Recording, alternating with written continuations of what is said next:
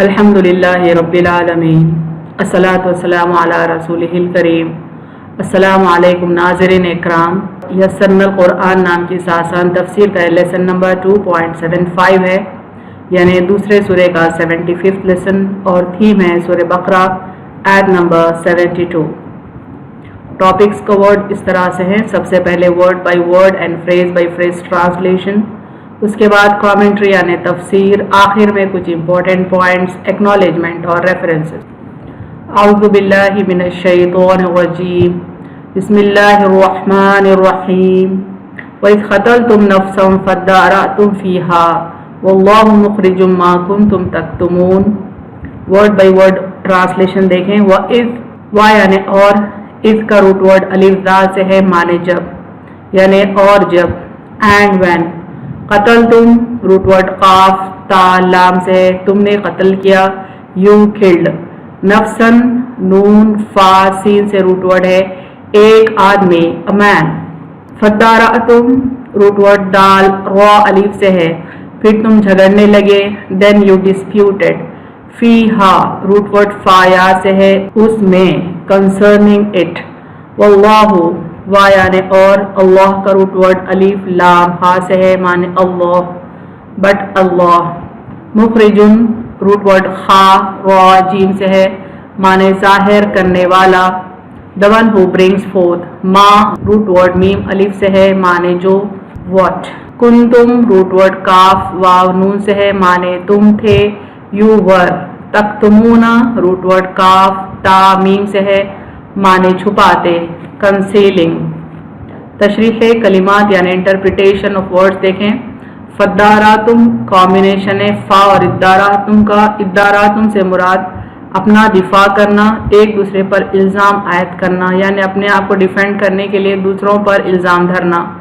तक्तुमूना कितमान के मानों में है, यानी इस चीज़ को छुपाना जिसे पोशीदा रखना मुनासिब और दुरुस्त ना हो, यानी हक बात को छुपाना इस तरह से कि दूसरों का नुकसान हो। अब देखें phrase bye phrase translation Urdu में। व इज़ क़तलतुम नफ्सन, और जब तुमने कत्ल किया एक आदमी, फ़द्दारअतुम फ़ीहा, फिर तुम झगड़ने लगे उसमें, वल्लाहु मुख़रिजुन, और अल्लाह जाहिर करने वाला है, मा कुन्तुम तक्तुमून, जो तुम छुपाते थे। कंप्लीट ट्रांसलेशन बॉटम पर देखें। और जब तुमने कत्ल किया एक आदमी, फिर तुम झगड़ने लगे उसमें, और अल्लाह जाहिर करने वाला है जो तुम छुपाते थे। Phrase bye phrase translation English में देखें।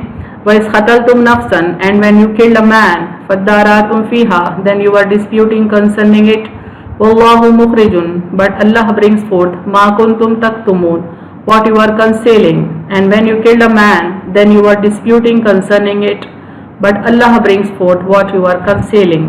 तफसीर इब्न कसीर में एक वाक़या बयान हुआ है जिसकी तफसील मैंने पिछले वीडियोज़ में बताई है। मुख्तसरन सा उसको रिवाइज करते हुए हम आगे बढ़ेंगे, क्योंकि इस वाक़े से ही इस आयत का ताल्लुक़ है। बनी इसराइल में एक शख्स बहुत मालदार और तमंगर था, यानी हाईली रिच था। उसकी कोई नरीना औलाद ना थी, यानी उसको कोई मेल चाइल्ड नहीं था, सिर्फ एक लड़की थी और एक भतीजा था। भतीजे ने जब देखा कि बुढ़ा मरता ही नहीं, तो विरसे के लालच में ख्याल आया कि मैं इसे क्यों ना मार डालूं और उसकी लड़की से निकाह भी कर लूं, यानी उसकी नीयत विरसे पे खराब हो गई। विरसा हासिल करने के लिए उसने इस तरह का प्लान बनाया, कत्ल की तोहमत दूसरों पर रखकर दियत भी वसूल कर लूं, यानी ब्लड मनी भी वसूल कर लूं और मकतूल के माल का मालिक भी बन जाऊं। इस शैतानी ख्याल में वो पुख्ता हो गया और एक दिन मौका पाकर अपने चाचा को कत्ल कर डाला। फिर हाय दुहाई मचाई कि मेरे चाचा को किसने मार डाला, यानी कत्ल करने वाला वही था, लेकिन उसने कोई सुराग नहीं छोड़ा, कोई सबूत नहीं छोड़ा, और फिर पुकारा करने लगा कि मेरे चचा को किसने कत्ल किया, और वो दूसरों पर इल्ज़ाम धरने लगा। आखिरकार दूसरों पर तोहमत लगाकर उनसे दियत का रुपया तलब करने लगा, यानी ब्लड मनी भी क्लेम करने लगा, और वो बेचारे मासूम थे। ये लोग आजिज़ आकर हज़रत मूसा अलैहिस्सलाम के पास आए और वाक़ई अर्ज़ किया कि या रसूलुल्लाह, ये शख्स हम पर कत्ल की तोहमत लगा रहा है, हालांकि हम पर ज़िम्मा है। यानी वो मासूम लोग थे, बेकसूर थे। उन्होंने अपनी बात लाकर मूसा अलैहिस्सलाम के सामने रखी। मूसा अलैहिस्सलाम ने अल्लाह से दुआ की, वहाँ से वही नाजिल हुई, उनसे कहो एक गाय ज़ुबाह करें। अल्लाह का हुक्म आया कि गाय ज़ुबाह करें। अब अगर ये लोग जाकर किसी गाय को ज़ुबाह कर देते तो काफ़ी था, लेकिन उन्होंने सवालात का दरवाज़ा खोला, चूँकि वो खौफ में थे कि कहीं कातिल पहचाना न जाए। बहुत हुज्जत के बाद उन्होंने एक गाय ज़ुबाह की। अल्लाह ने हुक्म दिया कि इस गाय का एक हिस्सा मकतूल को लगाओ। इस टुकड़े के लगते ही वो मुर्दा जी उठा اور اللہ تعالیٰ ان کے جھگڑے کا فیصلہ بھی اسی سے کیا اور قیامت کے دن جی اٹھنے کی دلیل بھی اسی کو بنایا. یعنی گائے جب ذبح ہوئی تو اس کا ایک ٹکڑا مقتول کو لگایا گیا اور وہ زندہ ہو گیا اور اس نے گواہی دی کہ قاتل کون ہے. اس واقعے سے ایک اہم سبق تو یہ ہے کہ اللہ تعالیٰ باطل کو ہٹاتا ہے حق بات سے، اور دوسرا سبق یہ ہے کہ مرنے والوں کو بھی اللہ تعالیٰ ایسے ہی زندہ کر دے گا، اس کے لیے کچھ مشکل کام نہیں ہے. بنی اسرائیل اصل قاتل کو چھپانا چاہتے تھے، لیکن اللہ تعالیٰ حق کو ظاہر کرنا چاہتا تھا، اسی لیے فرمایا اور جب تم نے قتل کیا ایک آدمی کو پھر تم جھگڑنے لگے اس میں، اور اللہ ظاہر کرنے والا ہے جو تم چھپاتے تھے. یعنی جو آیت ان فوکس ہے اس کے بارے میں یہی ڈیٹیلز ہیں کہ دراصل وہ شخص نے اپنے چاچا کا قتل کیا تھا ناحق، اور پھر اس پر پردہ ڈالنا چاہتا تھا اور بے قصور آدمی کو قاتل قرار دے رہا تھا اور پھر الٹا بلڈ منی بھی کلیم کر رہا تھا. تو اللہ تعالیٰ چاہتے تھے کہ جو حق بات یہ لوگ چھپا رہے ہیں اس کو وہ ظاہر کر دے. اس تفسیر میں ہمارے لیے کیا سبق ہے؟ دیکھیں آج کل کیا ہو رہا ہے، مجرموں کو چھڑانا، جھوٹ سے، جھوٹے گواہوں سے، رشوت سے اور بے گناہوں کو گرفتار کروانا معمول بن گیا ہے.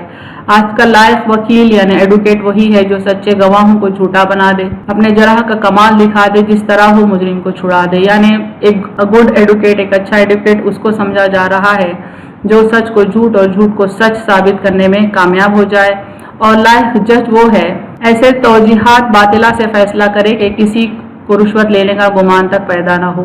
یعنی اتنی مہارت سے جو جج حق کو باطل اور باطل کو حق ثابت کرنے میں کامیاب ہو گیا، ایسی ریزننگ دینے لگا کہ لوگ اس سے متاثر ہو جائیں اور کسی کو کان و کان خبر بھی نہ ہو کہ اس نے رشوت لی ہے. تو ایسے جج کو بہت ہی اچھا جج ہمارے آج کے دور میں سمجھا جا رہا ہے. اللہ تعالیٰ فرماتے ہیں قرآن میں انا انزلنا الیک الکتاب بالحق لتحکم بین الناس بما اراک اللہ ولا تکن للخائنین خصیما.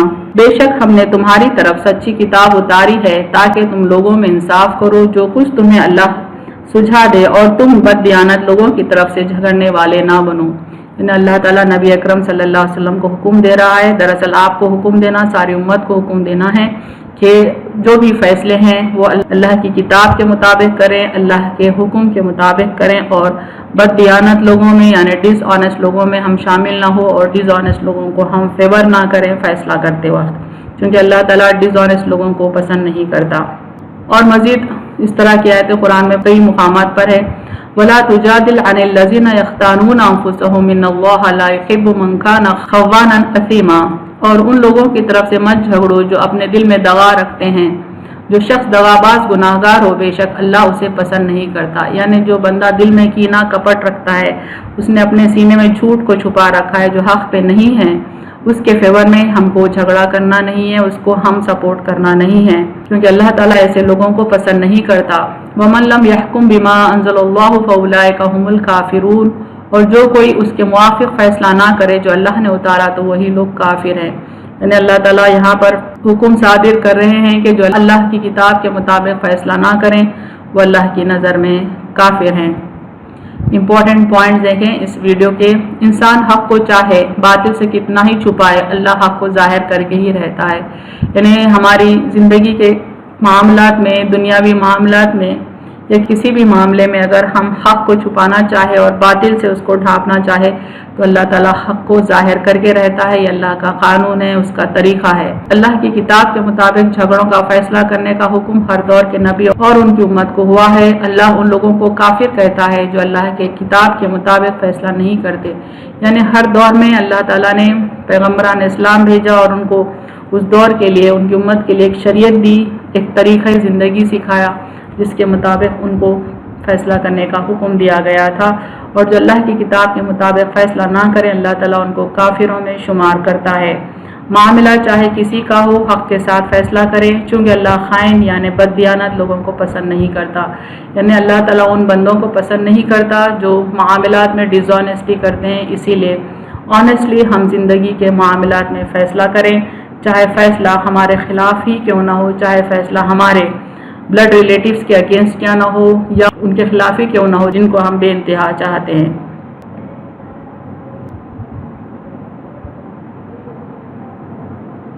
وآخر دعوانا ان الحمد للہ رب العالمین.